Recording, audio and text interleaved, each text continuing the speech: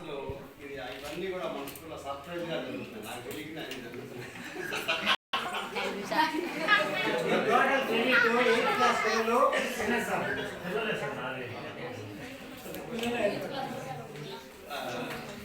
నాకైతే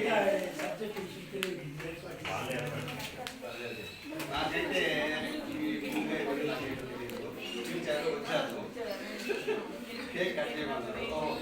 నా బర్త్డే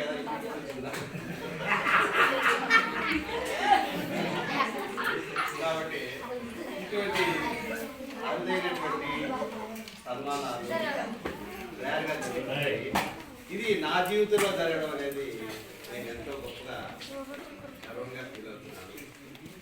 అందరూ కూడా సుఖశాంతులు మా శుభాశీస్సులు మంచి స్థాయికి వెళ్ళడానికి, అదేవిధంగా తోటి ఉపాధ్యాయులు కూడా సుఖశాంతులతో ఐశ్వర్యాలతో